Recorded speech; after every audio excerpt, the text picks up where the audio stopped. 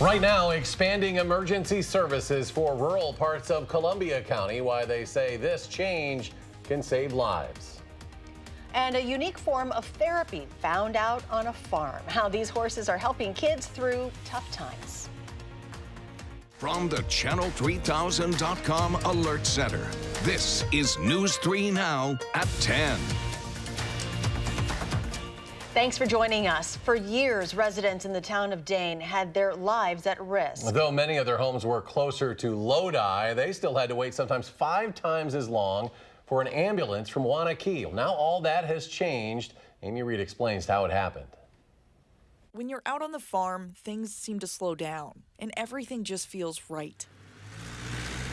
But it doesn't always go right. Donna Taylor knows that. If we're having a stroke or a heart attack, the quicker they can get here, the better chance you might have of surviving. Her home is in the town of Dane, only a couple miles from the border of Columbia County. But for most of her life here, if something went wrong, she'd have to wait for an ambulance from Wanakee in Dane County, which compared to nearby Lodi, takes 15 minutes longer to get here. It's like 15 minutes more than I wanted it to be.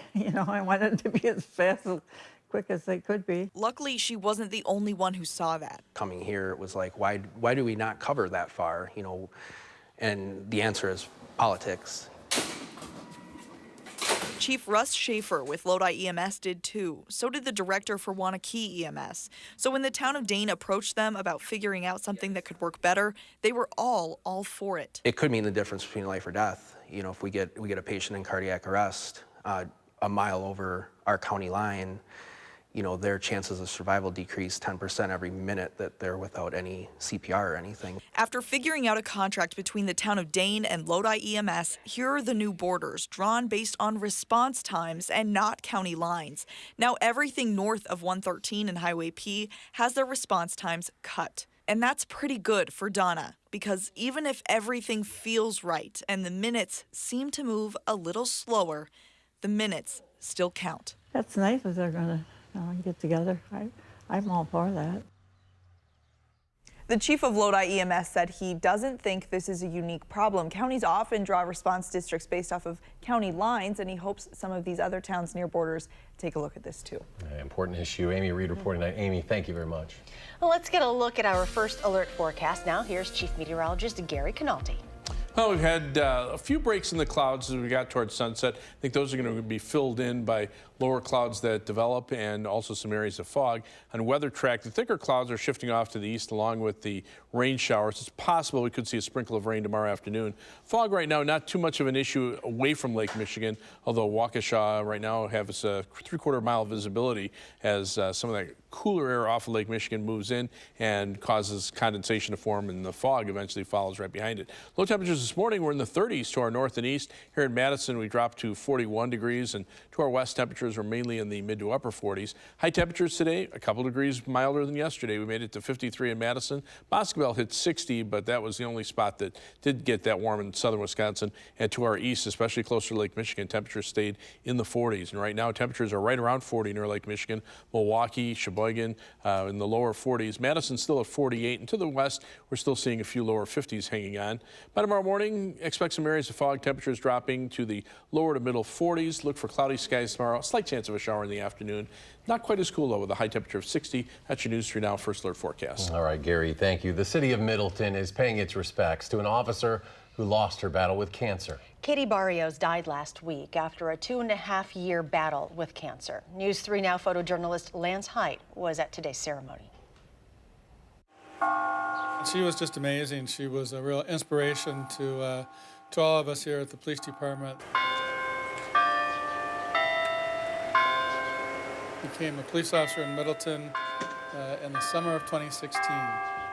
Well, she worked for us for about 6 months. It was early January of 2017 when she suffered a seizure, and when she was taken into the hospital, they discovered she had a very aggressive malignant brain tumor.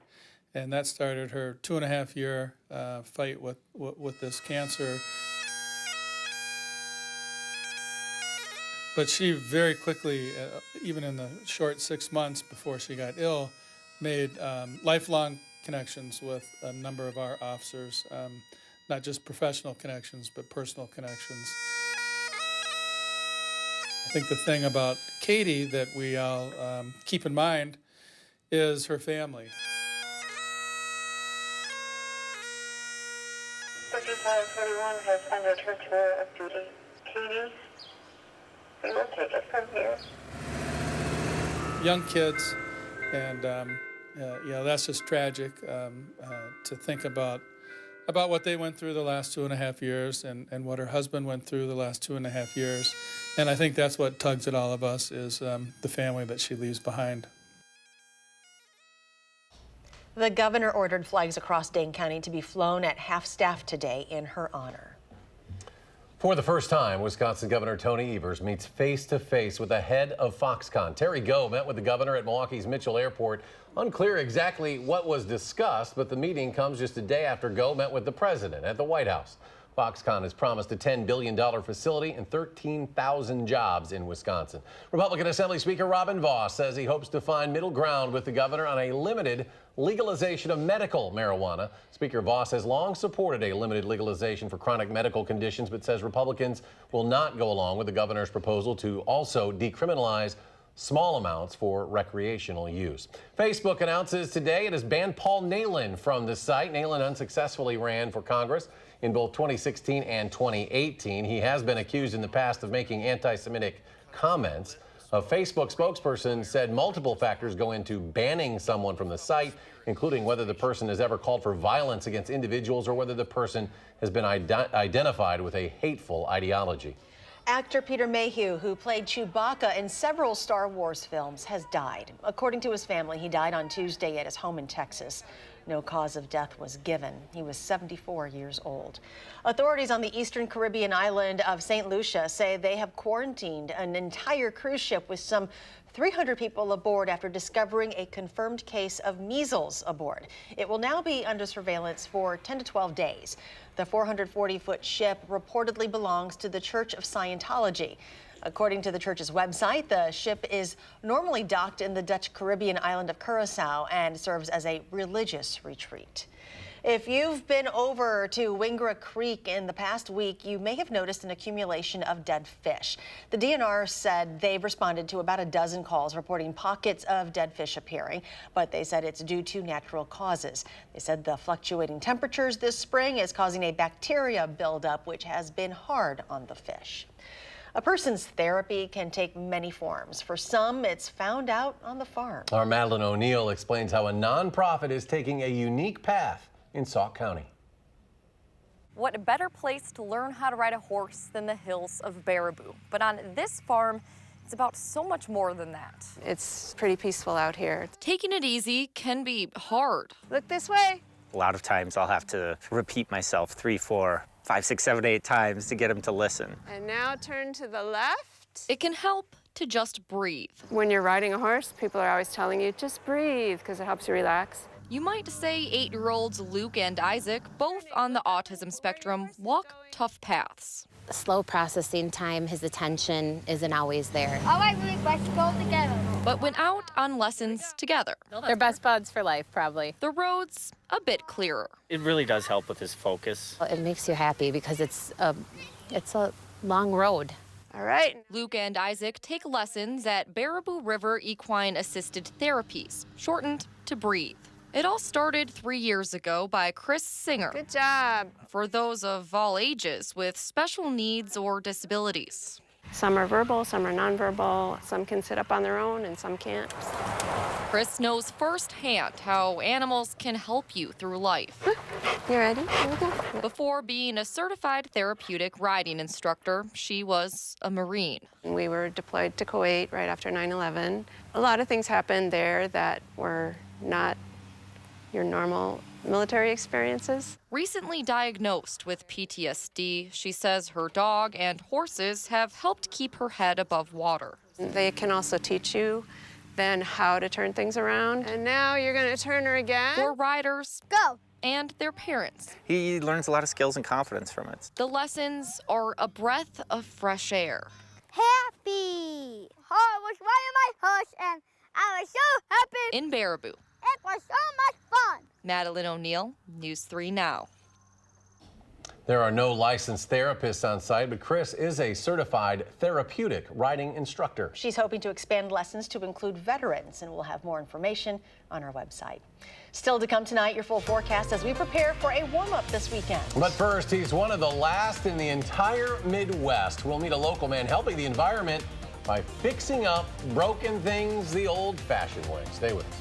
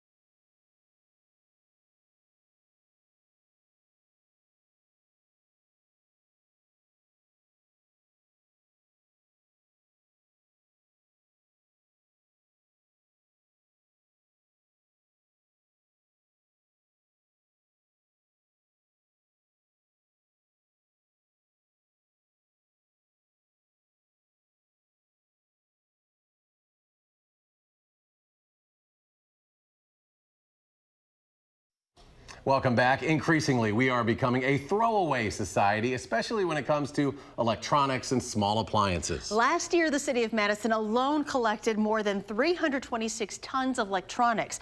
Some of it gets recycled. The rest ends up in a landfill. But it wasn't always like that. There was a time when we actually got things fixed. Those days, though, aren't completely gone. Mark Kane has more.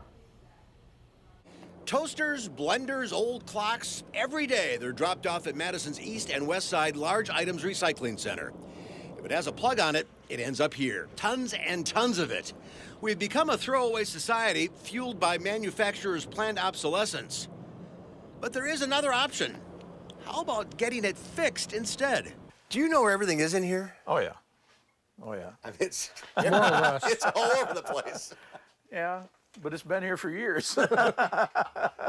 Welcome to Kiefer Appliance. Wayne Kiefer and his son Kip fixed things from a mostly pre-digital era. The business started on State Street 75 years ago, repairing shavers and fountain pens. It's a fun business. We meet a lot of weird people, but we meet a lot of good people, too. Wayne bought the business in 1982 and moved it to this Monona location 35 years ago. That's when people fixed things. We had about 4 employees at one time, plus myself. And that's when it was in its heyday, and we fixed a lot of things. But that's when you could fix toaster ovens and mixers and all this little stuff that it's just non-repairable now. Nobody wants to fix it. And some new appliances can't be fixed. The manufacturers make sure of that. The companies don't sell any parts for any of the new appliances. I can't even get beaters for Sunbeam mixers that are more than 5, 6 years old. So if the beaters go bad, if you break a beater, you throw the whole machine out and go buy a new one. The Kiefers say it's a generational thing. Most of their customers are older. It's got to be between 60 and 70, most of the customers. Yeah. People who lived through a time where you had to get stuff fixed or you went without. The people that went through the Depression in the 30s, boy, I'll tell you, they're in here trying to get anything fixed. But the younger people, no. Business these days is pretty steady. This shop is almost one of a kind. The next closest one like it is in St. Louis. So Wayne and Kip have customers all over the country thanks to their website. It's probably just needs a good cleaning. As long as it's still running, I can probably clean it and oil it and it'll work again. Okay. So, oh, we get that a lot. Oh, you can fix this? Yeah, we can do it. Sometimes. That's got to be pretty satisfying. It is. It is. And the And things. it's almost always the older people that are always real gratified that they can get something fixed yet. Saving grandma's old mixer or lamp or clock the old-fashioned way. Fixing it and keeping it out of the landfill. I'm Mark Kay, News 3 Now in Monona. The shop is open Monday through Friday, 10 to 5, and you can check out their website at Kiefer Appliance Madison. That's all one word.com. According to the American Cancer Society, nearly 30% of women diagnosed with early-stage breast cancer will develop metastatic disease. That became an unfortunate reality for one Madison woman's mother. My mom was always of the philosophy that if she could just do the next treatment and wait and continue to fight, something else would come along. It has been 10 years since Amy Shelfeffer's mom died after her second battle with breast cancer. But her fighting spirit lives on through her daughter. It's just part of the reason Amy participates in Komen's annual More Than Pink walk. We'll have more of the pair's unbreakable mother-daughter bond in our first Why We Walk story tomorrow, only on News 3 Now this morning. Chief Meteorologist Gary Canalti joins us now with a look at our slowly improving forecast. Slowly, that's the operative word there. Tomorrow will be a couple degrees warmer than today, but we'll still have the clouds. Once we get rid of the clouds, we'll turn the corner, at least for the weekend. And the rain right now is out of Wisconsin. The showers that were here earlier this afternoon, mainly south and east of Madison, have moved out into Michigan.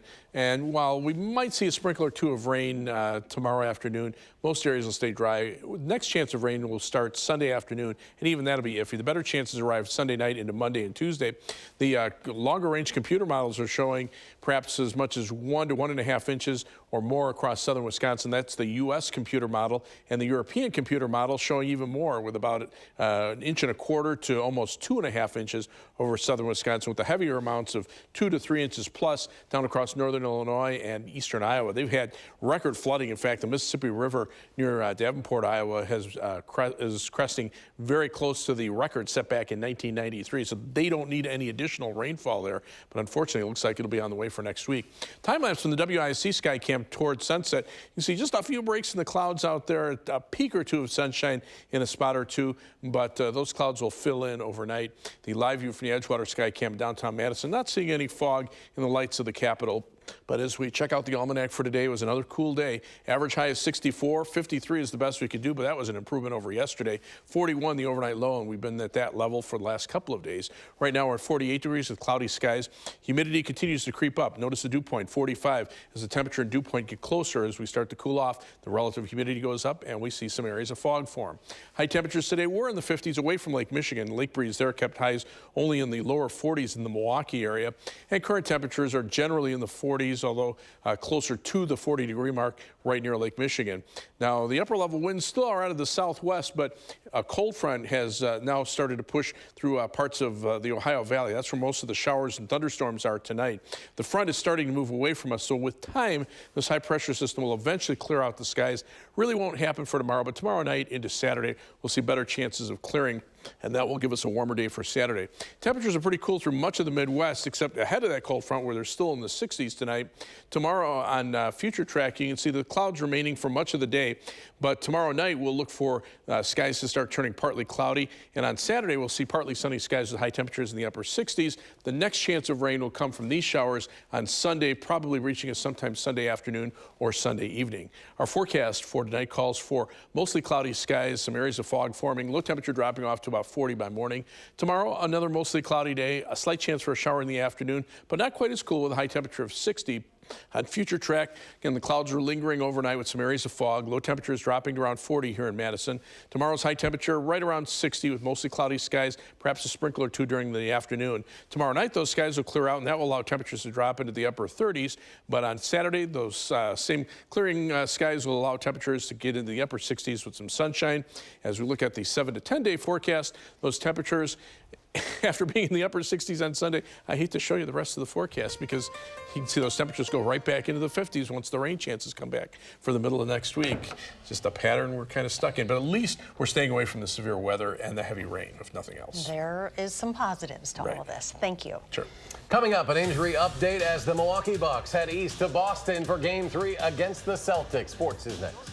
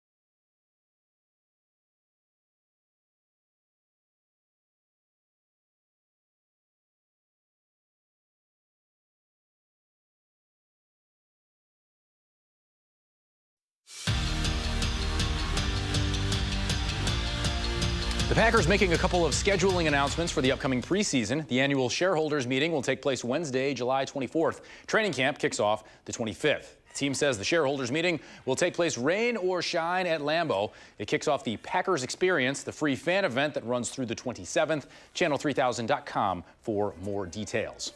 Bucks guard Malcolm Brogdon out for tomorrow's Game 3 against the Celtics. That was the bad news on the NBA injury report. Still coming back from a right foot injury. Asked if he was happy with Brogdon's increasing workload in practice, head coach Mike Budenholzer said, yeah. That's all he said. The team will adjust with who they do have available and see if they can steal one tomorrow in Boston. But the waiting game won't ruin Coach Bud's weekend. I would say it's, one of my favorite times of the year. And then to, engage the players have thoughts and ideas, and it doesn't mean it always works out for you, but that process that we go through, it's very enjoyable. We just got to lock in, stay focused, man, and focus on ourselves and what we've been building on all year, our principles, and I think we should be good. The final roster for the Women's World Cup dropped today. Rose Lavelle in. The former Wisconsin All-American needs to pack for France. It's her first World Cup and first major international tournament. The self-proclaimed dog lover and Chipotle enthusiast has 6 goals and 24 international appearances. 12 of the 23 players were on the team that won it all in 2015. The 2019 Cup kicks off this summer. The U.S. opens play against Thailand on June 11th. Well, a statement tweeted by former Wisconsin hockey star Hillary Knight says women hockey players won't play in North American pro leagues until they get the necessary resources that pro hockey deserves. Low pay and lack of health insurance are 2 issues that have plagued the NWHL, currently the only pro league in North America. The Brewers rank last in the National League in total pitching. Freddie Peralta didn't help the cause. Top of the first. Bases full of Rockies for the former Brewer Mark Reynolds. He clears them. And the snowball gets bigger as it rolls downhill. Nolan Arenado, 2 homers last night, another one today, 2-run shot. Puts the visitors up 7-0. Peralta gave up 9 runs in 4 innings. Rockies win 11-6. They scored 22 in the last 2 games. The Brewers host the Mets this weekend. Omaha Beach off the roster for Saturday's Kentucky Derby. The favorite has an entrapped epiglottis, which in layman's terms is a breathing problem. He won't run any of the Triple Crown races. His trainer hopes to have him back by the summer. Manny Machado, not known for being a cuddly guy, but this is funny. Braves mascot Blooper says, hey, sign this. It's for a good cause. Right here. Right there. In that special spot. Then reveals that he got Manny because, well, after he figures out the adhesive, it's a check for $300 million. Ha! Machado now owes him the rest of the new contract he signed this offseason. Our $300 million man, Gary Canalte's back after this. He's worth every dime.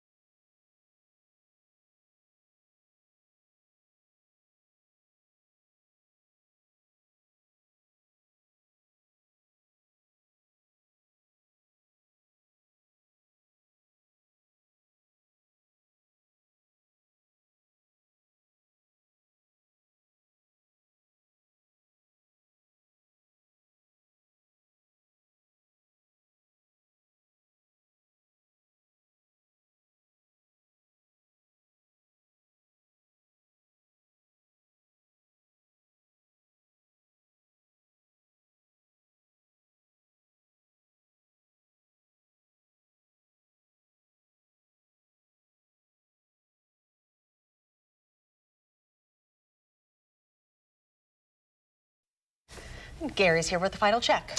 A little fog out there, mainly over the eastern parts of our viewing area. We'll see some patchy fog overnight. Temperatures right now, upper 40s here in Madison, cooler to the east, warmer to the west.